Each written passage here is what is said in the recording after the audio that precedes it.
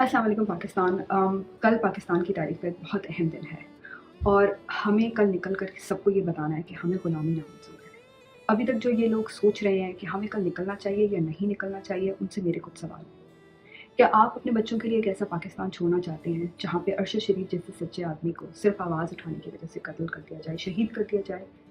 क्या आप ऐसे पाकिस्तान में रहना चाहते हैं जहाँ पर सोशल मीडिया एक्टिविस्ट्स और जर्नलिस्ट्स और आम आदमियों को आवाज़ उठाने की वजह से नंगा करके तशद्दुद का निशाना बनाया जाए, जहाँ पर एक सिटिंग सेनेटर को एक ट्वीट करने पर नामालूम अफराद बगैर किसी अरेस्ट वारंट के गिरफ्तार करके ले जाएं,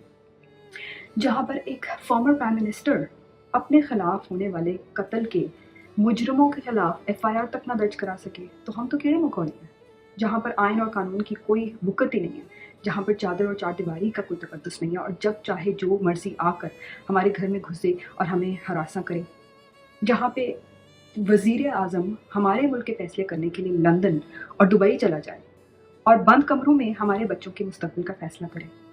जहाँ पर किसी को इजाज़त ही नहीं है कि वो अपने हक़ के लिए पुरअमन एहतजाज कर सके, जहाँ पे ना औरतों की इज़्ज़त का ख़्याल है, ना बच्चों की इज़्ज़त का ख़्याल है, जहाँ पर फेक ऑडियोज़ और वीडियोज़ के ज़रिए लोगों को ब्लैकमेल किया जाए। मैं तो अपने बच्चों के लिए ऐसा पाकिस्तान नहीं चाहती।